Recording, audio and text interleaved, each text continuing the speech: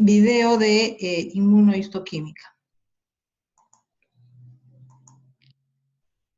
La inmunohistoquímica tiene por finalidad la identificación de proteínas específicas en tejidos, lo cual contribuye a precisar los diagnósticos microscópicos y en algunos casos decidir tratamientos. O sea, es muy importante en el diagnóstico patológico. Iniciamos con cortes histológicos de tejidos embebidos en parafina, en los cuales necesitamos identificar la presencia o ausencia de una determinada proteína. Este corte histológico tiene que ser desparafinizado. La desparafinización se inicia calentando el corte histológico en una estufa a 60 grados. Posteriormente se tiene que disolver la parafina, que ya está calentada, lo que sucede con el silol. Posteriormente, a la eliminación del silol, se tiene que realizar la rehidratación, utilizando primero etanol en grados decrecientes. Partimos del etanol absoluto, o sea, 100%, seguimos con el de 95%, 90%, 85%, completando con agua destilada. En este paso ya el tejido está completamente desparafinizado y rehidratado. El siguiente paso, incubación con peróxido de hidrógeno al 3%, disuelto en agua destilada durante 10 minutos, para bloquear la actividad de la peroxidasa endógena. Es necesario el bloqueo de la actividad de la peroxidasa del mismo tejido, debido a que la peroxidasa es uno de los reactivos del procedimiento de inmunohistoquímica. Después se procede a lavar el tejido con buffer tris. Ya sabemos lo que es un buffer, es una solución que tiene un ácido débil, una base débil y que mantiene el pH constante. Tenemos un pH constante, 7.6, y el lavado se realiza para la eliminación del agua oxigenada. Seguimos con la recuperación de antígenos. ¿Por qué se debe recuperar los antígenos? Porque estos han quedado enmascarados durante la fijación con formol. La fijación disminuye o elimina la antigenicidad de las proteínas de los tejidos, debido a que el formol forma enlaces cruzados entre proteínas. Son enlaces tipo puentes hidroximetilenos, pero es un efecto reversible. Como es reversible, entonces se cuenta con este proceso de recuperación de antígenos o desenmascaramiento de los antígenos. Los fijadores que contienen alcohol o acetona afectan la antigenicidad en un grado menor en relación al formol. Los fijadores para microscopía electrónica, tales como glutaraldehído y tetróxido de osmio, afectan la antigenicidad incluso más que el formol. La inclusión en parafina de los tejidos se realiza a altas temperaturas y en este paso también se puede disminuir la antigenicidad de las proteínas. Para la recuperación antigénica o desenmascaramiento de los antígenos que han quedado alterados debido a la fijación con formol, como ya se mencionó, se puede recurrir a la digestión enzimática, por un lado, y al calor también. Se mencionará solo lo referente al calor. Se debe realizar la incubación del tejido en un horno de microondas durante 30 minutos utilizando un buffer citrato a pH 6. Terminado el procedimiento, lavar con buffer tris. Se tiene que eliminar todo el buffer citrato del tejido. Para eso se realiza el lavado con buffer tris. El siguiente paso.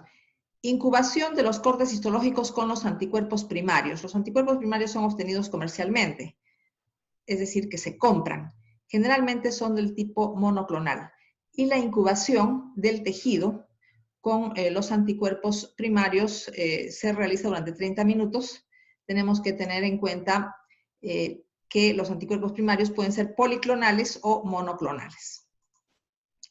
Los anticuerpos primarios policlonales son una mezcla de anticuerpos de diferentes especificidades. Estos anticuerpos son sintetizados por distintos clones de células plasmáticas. El animal que se usa con mayor frecuencia para la fabricación de estos anticuerpos es el conejo.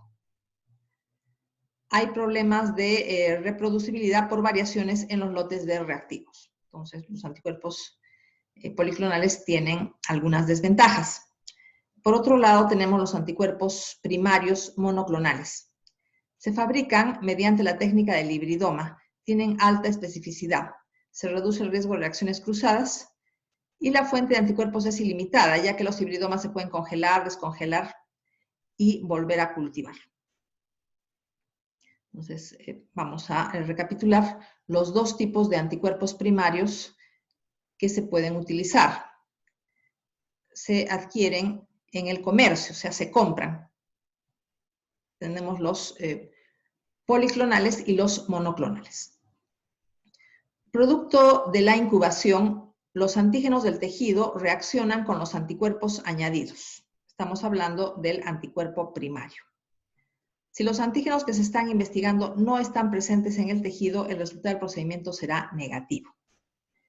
Entonces, los antígenos son las proteínas del tejido que queremos investigar.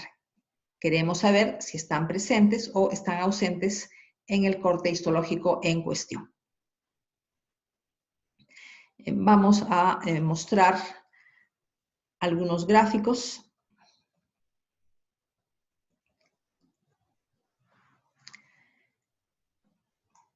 Para una mejor comprensión de la técnica de inmunohistoquímica, vamos a representar los antígenos de los tejidos como Bs invertidas de color azul. Y los anticuerpos primarios que reaccionan con los antígenos los vamos a representar en verde, tal como se representa un anticuerpo.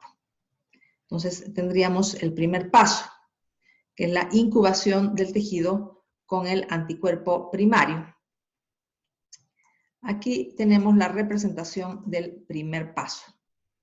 Entonces, el anticuerpo primario, coloreado en verde, reacciona con el antígeno o con los antígenos que están en los tejidos. ¿Qué es lo que pasaría si el tejido no tiene los antígenos que estamos investigando? Entonces, no habría reacción antígeno-anticuerpo. El resultado de la inmunohistoquímica sería negativo. Vamos a continuar con los siguientes pasos.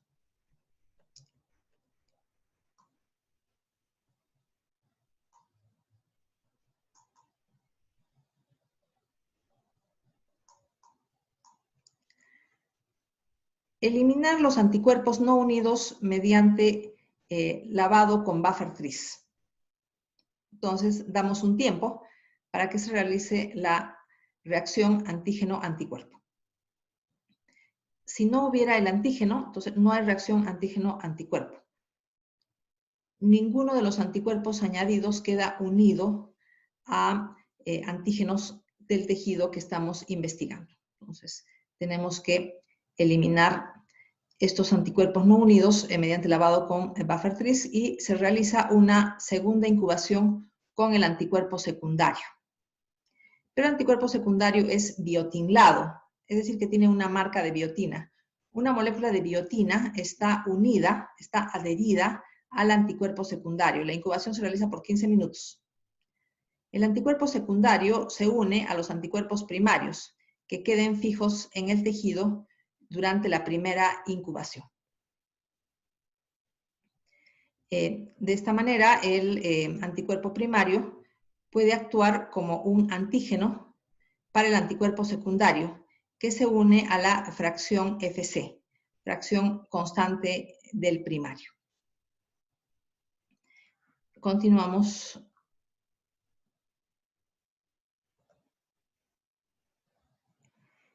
con el gráfico.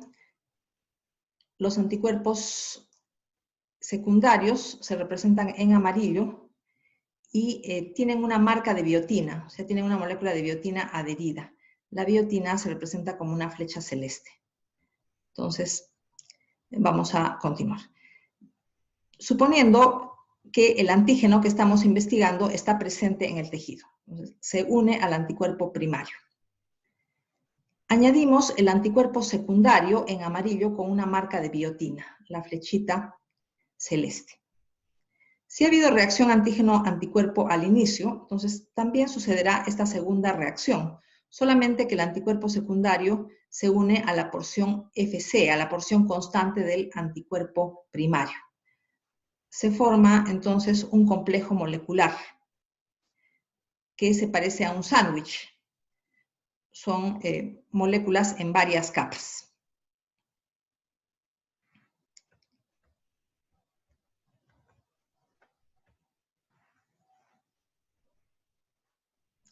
El siguiente paso es el lavado correspondiente para eliminar los anticuerpos secundarios no unidos e incubación con la enzima peroxidasa de rábano picante que está conjugada con la streptavidina por 15 minutos. La streptavidina se unirá a la biotina adherida a los anticuerpos secundarios. A cada molécula de anticuerpo primario se pueden unir varios anticuerpos secundarios, con lo que se amplifica la reacción. Regresamos a los gráficos. Tenemos acá el segundo paso, cuando ya interviene el anticuerpo secundario. Mencionábamos la molécula de streptavidina. La streptavidina se representa como una X de color rojo y la peroxidasa de rábano picante se representa, para una mejor comprensión, como un cuadrado verde. Tenemos acá entonces el complejo molecular. La streptavidina, representada como una X roja, se une a la biotina. Esta es una unión que tiene mucha fuerza y tiene mucha especificidad, pero las bases bioquímicas no se conocen bien. ¿Por qué la streptavidina tiene tanta afinidad por la biotina, a tal punto que queda unida con una fuerza de fijación muy grande? En realidad no se conocen las bases moleculares que expliquen esta fuerza de unión, pero lo cierto es que existe. Entonces, se aprovecha este fenómeno para utilizarlo en esta técnica. La molécula de streptavidina no está sola, está conjugada con moléculas de la enzima peroxidasa de rábano picante. El complejo molecular, por lo tanto, sigue creciendo. Antígeno, anticuerpo primario, anticuerpo secundario, molécula de biotina, interacción biotina-streptavidina, y tenemos la enzima peroxidasa de rábano picante que está lista para actuar.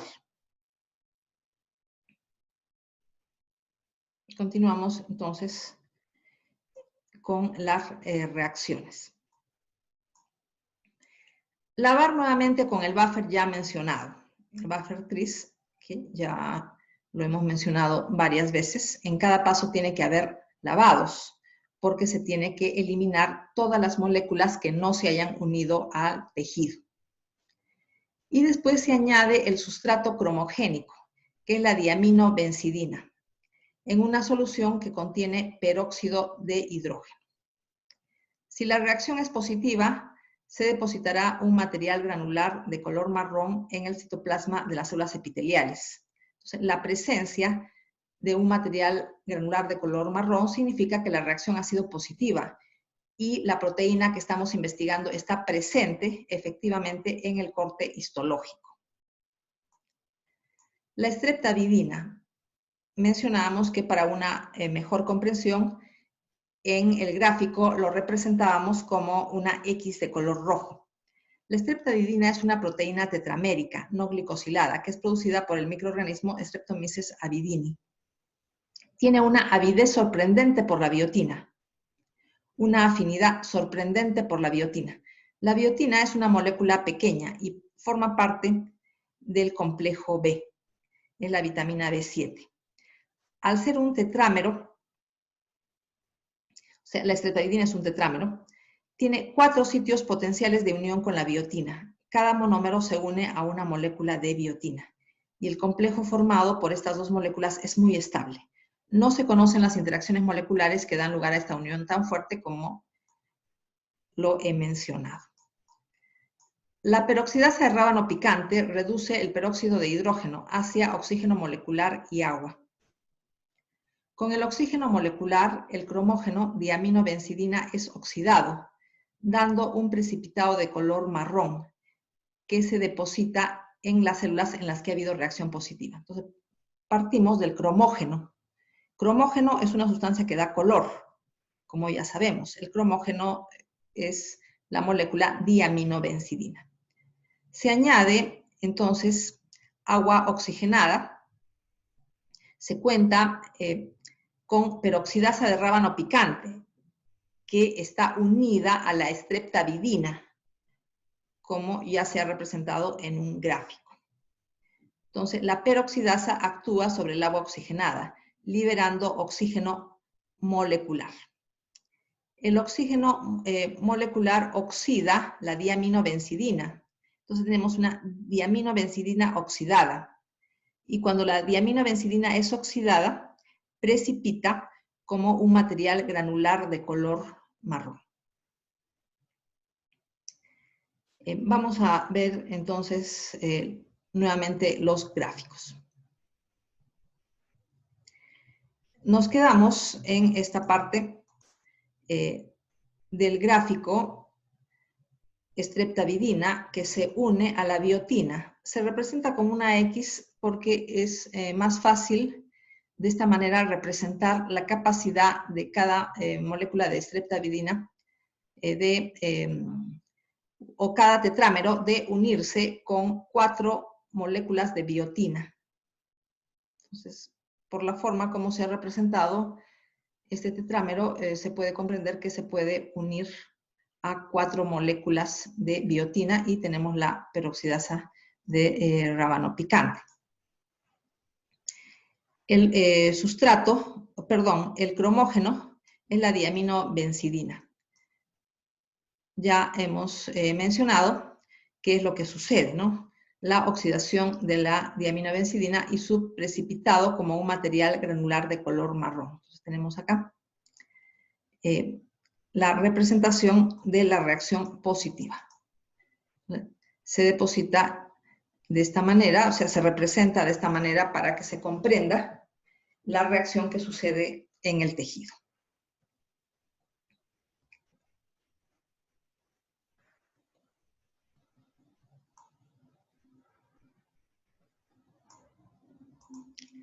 Se efectuará también una contratinción con hematoxilina para colorear los núcleos. Deshidratar y proceder al montaje de la muestra para su observación. Entonces, queda ya como una lámina lista para observarla al microscopio. Debe haber controles de calidad tanto internos en el mismo tejido que se está analizando como externos, usando otro corte histológico. Entonces, los controles internos son proteínas presentes de manera normal en los tejidos. Entonces, deben salir positivas. Eso significa que nuestro control interno ha salido bien. Y tenemos que tener otro corte histológico de un tejido diferente como control externo. Y el control externo debe tener la proteína que estamos investigando y debe salir positiva. Entonces, en ese caso, podemos tener la seguridad de que nuestra técnica ha funcionado de manera correcta. Voy a mencionar algunas de las variantes de esta técnica. Tenemos el uso de polímeros. El polímero tiene unidas varias moléculas de enzima y varias moléculas de anticuerpos secundarios. Esta es una variante. ¿no? Partimos de los antígenos que están en los tejidos. Tenemos el anticuerpo primario, que ya hemos mencionado. Luego vienen los anticuerpos secundarios, que se unen a la porción Fc del anticuerpo primario.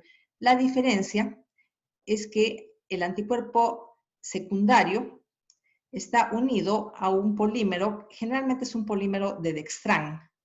Entonces, se representa en gris como una estructura larga, el polímero de dextrán. Tiene unidos varios anticuerpos secundarios y varias moléculas de peroxidasa. Ya hemos visto la utilidad de la peroxidasa para dar lugar a la oxidación del cromógeno diaminobencidina. Tenemos otra variante. Se puede usar tiramida marcada con biotina. La tiramida es un compuesto fenólico que por acción de la peroxidasa de rábano picante se convierte en un radical libre que se une a aminoácidos aromáticos, tales como la tirosina y el triptofano de las proteínas. Por lo que donde se encuentre la peroxidasa habrá tiramida, marcada con biotina unida a proteínas. Entonces, entre estas proteínas está el anticuerpo primario. Para su detección debe volverse a añadir complejos streptavidina peroxidasa. Tenemos acá entonces otro gráfico. La tiramida unida a biotina se representa de esta manera, ¿no? Y aquí tenemos la representación de la streptavidina conjugada con peroxidasa de rábano picante. Entonces, tenemos que la peroxidasa actúa sobre la tiramida y la convierte en un radical libre que reacciona con algunos aminoácidos de las proteínas. ¿Pero de qué proteínas? De los anticuerpos primarios, por un lado. También reacciona con otras proteínas que están en la zona del tejido donde se ha colocado el anticuerpo primario. ¿Por qué? Porque a dicho nivel está la reacción, se ubica la reacción de streptavidina con biotina. Y tenemos la conjugación con peroxidasa que ya se mencionó. Entonces, para proceder a la detección de esta tiramida, tiene que volverse a añadir streptavidina conjugada con peroxidasa. Entonces, hay una amplificación de la reacción con tiramida. Otra enzima que se puede usar, además de la peroxidasa de rábano picante, es la fosfatasa alcalina. Entonces, tenemos ya dos enzimas que se pueden utilizar en inmunistoquímica. Por un lado, peroxidasa de rábano picante y por otro lado, la fosfatasa alcalina. Su acción es hidrolizar los ésteres de naftol fosfato para dar lugar a compuestos fenólicos y fosfatos. Los fenoles reaccionan con sales incoloras de diazonio, cromógenos, para producir colorantes insolubles del tipo azo. Un ejemplo de estas sales es la fucsina nueva. El resultado es de color rojo y no marrón, como la diaminobencidina. Entonces, el precipitado, cuando se usa fosfatasa alcalina, es rojo. El bloqueo de la fosfatasa alcalina endógena se realiza con levamisol. De todas maneras, se realiza un bloqueo de la fosfatasa alcalina endógena. Recordamos que se realizaba también un bloqueo de la peroxidasa endógena. Aplicaciones de inmunistoquímica en el cáncer de mama. Por un lado, tenemos la identificación de factores pronósticos relacionados con la supervivencia global después del diagnóstico y la supervivencia libre de enfermedad. Eso por un lado. Y tenemos, por otro lado, la identificación de factores predictivos relacionados con la probabilidad de respuesta a determinados tratamientos. Entonces, en el caso de los factores predictivos, la positividad nos dice que va a haber una respuesta a un determinado tratamiento. Empezamos primero con la identificación de factores pronósticos. Vamos a mencionar algunos factores pronósticos en cáncer de mama. Tenemos la proteína Ki67, cuya positividad nos indica la tasa de proliferación de las células tumorales. Esta proteína identifica a las células que están en el ciclo celular.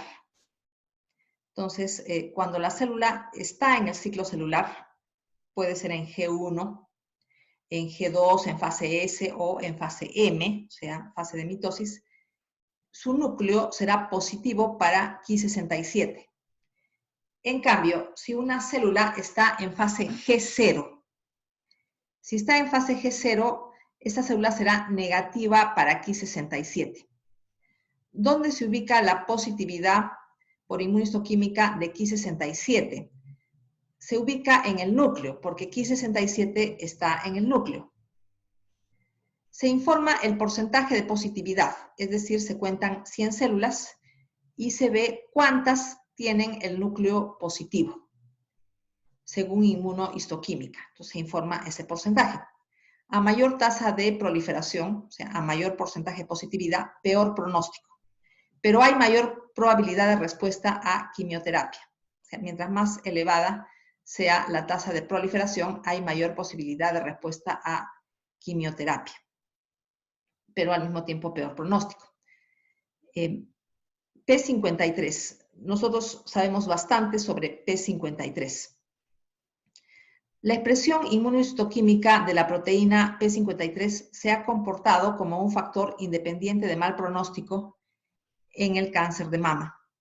La positividad también es nuclear, o sea, se investiga la presencia de P53 a nivel del núcleo. Se informa su porcentaje de positividad. Ya sabemos, se cuentan 100 células y se ve cuántas tienen el núcleo positivo para P53. Se informa ese porcentaje. Las mutaciones se asocian a positividad para inmunistoquímica, mientras que en los casos en los que la proteína es normal, es negativa por inmunistoquímica. Densidad vascular. Se pueden utilizar marcadores endoteliales. Los más comunes son CD31 y CD34.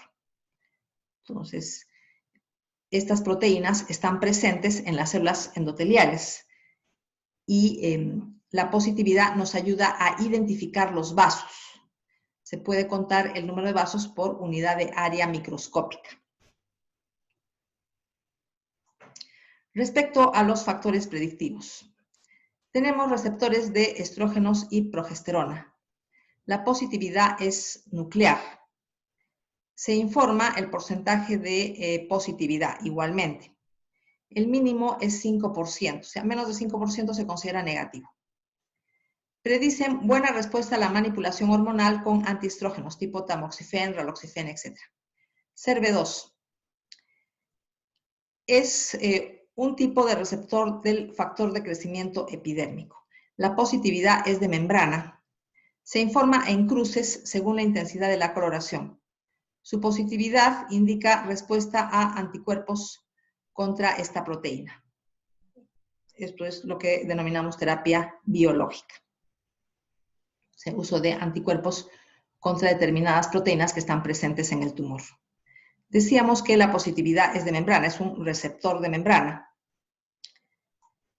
Positividad de membrana se observa como una coloración marrón en el borde de la célula, en el contorno de la célula.